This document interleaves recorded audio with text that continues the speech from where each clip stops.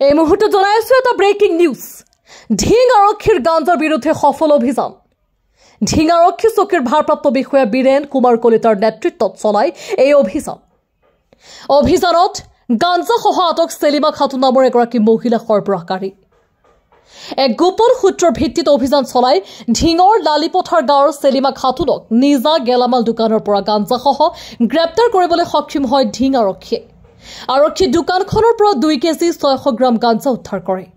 উল্লেখ্য যে দীৰ্ঘদিন ধৰি গাঞ্জা বিক্ৰী কৰি সন্ত্ৰাসৰ সৃষ্টি কৰি আহিছিল এইগৰাকী মহিলা সৰবৰাহকাৰীয়ে। নেক্সট ৰিপৰ্ট সামগুৰি লাইভ।